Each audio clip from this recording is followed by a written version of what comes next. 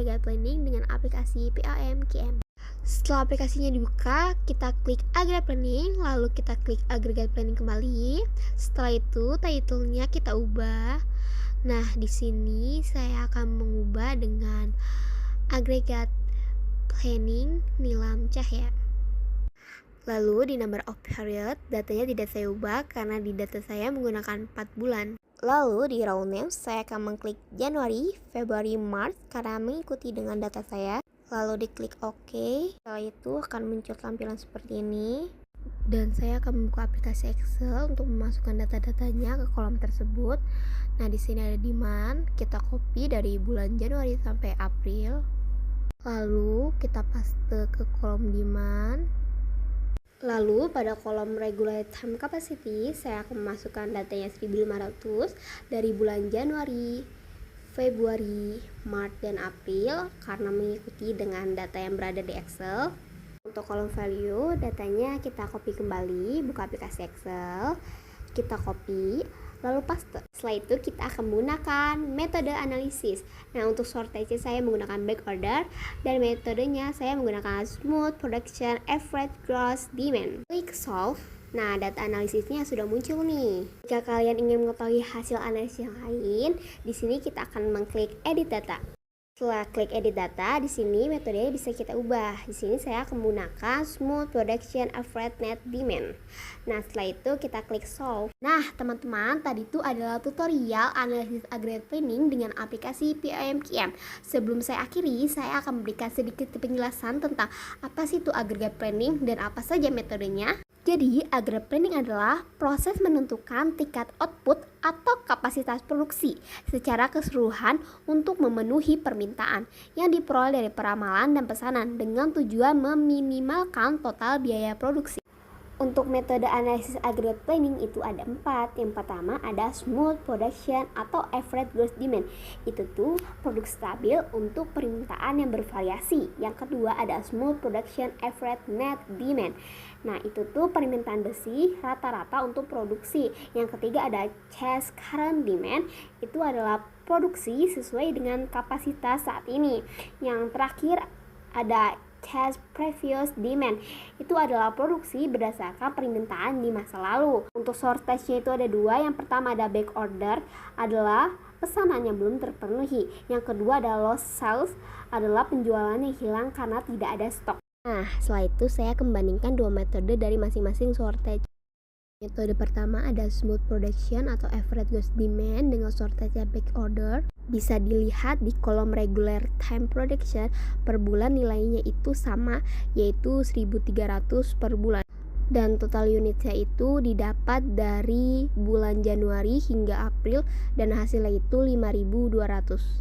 Inventory di bulan Januari 200 itu didapat dari regular time production 1.300 dikurangi dengan demand di bulan Januari 1.100 dan hasilnya itu 200. Serta untuk shortage-nya itu 0. Inventory di bulan Februari 200 itu didapat dari regular time production 1.300 dikurangi dengan demand di bulan Februari yaitu 1.300 dan ditambah dengan inventory di bulan Januari 200, maka hasil inventory Februari itu 200 serta shortage-nya itu 0. Terus di bulan Maret itu 100 didapat dari regular time production 1.300 dikurangi demand di bulan Maret itu 1.600 dan ditambah dengan inventory di bulan Februari 200, maka shortage-nya itu minus 100 dan inventory-nya itu 0. Untuk inventory dan shortage di bulan April itu 0 karena didapat dari regular time production-nya 1.300 dikurangi dengan demand di bulan April 1.200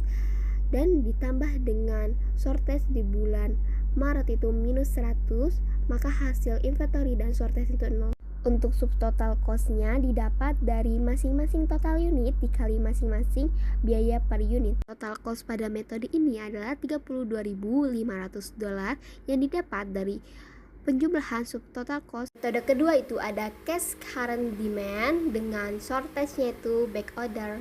Pada regular time production bulan Januari itu sama dengan demand di bulan Januari, yaitu 1100. Untuk unit increase dan decrease itu sama-sama 0 karena ini baru bulan pertama. Lalu pada bulan Februari regular time production-nya 1300 sama dengan demand di bulan Februari itu 1300. Dan unit increase-nya bernilai 200 karena didapat dari regular time production pada bulan Februari 1300 dikurangi dengan regular time production pada bulan Januari 1100.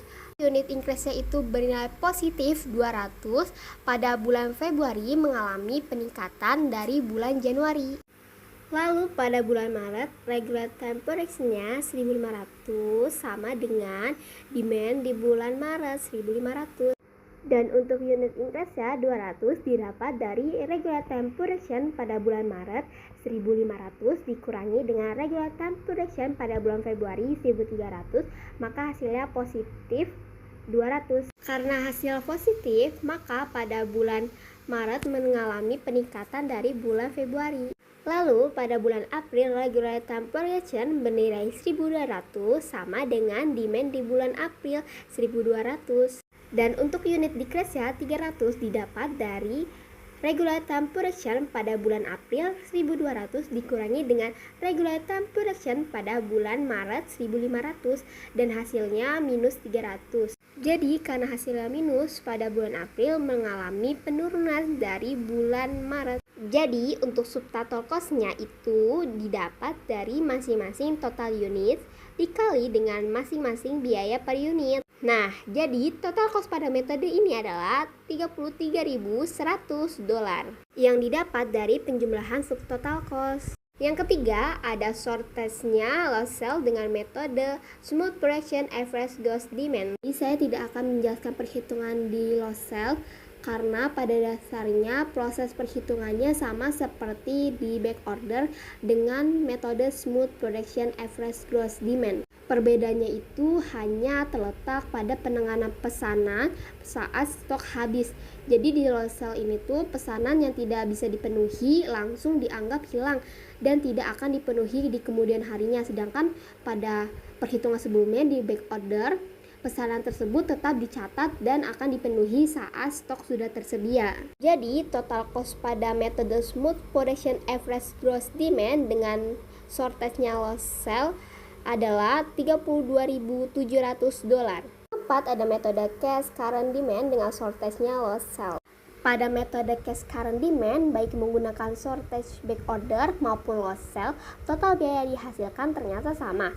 Hal ini tuh karena jumlah produksi selalu menyesuaikan dengan permintaan aktual setiap periode, sehingga tidak ada selisih antara jumlah produksi dan permintaan yang menyebabkan perbedaan biaya antara kedua pendekatan tersebut. Berikut ini merupakan perbandingan total cost-nya. Berdasarkan total cost pada gambar tersebut, dapat disimpulkan bahwa metode smooth production average gross demand dengan shortage back order merupakan pilihan terbaik untuk aggregate planning karena menghasilkan total biaya paling rendah, yaitu $32.500. Metode ini menjaga produksi tetap stabil di setiap periode dan pesanan pelanggan yang tidak langsung dipenuhi akan tetap dicatat sebagai back order untuk dipenuhi di kemudian hari.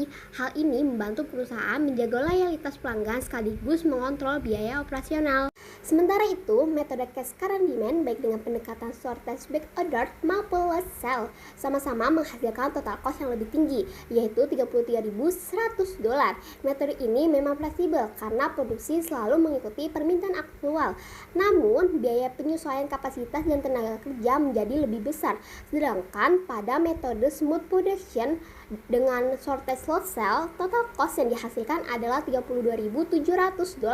Meski produksi tetap stabil, perusahaan harus menerima risiko kehilangan penjualan dan pelanggan jika stok tidak tercukupi. Dari keempat metode yang dianalisis, dapat disimpulkan bahwa smooth production average gross demand dengan shortage back order adalah metode paling efisien secara biaya dan tetap menjaga pelayanan kepada pelanggan.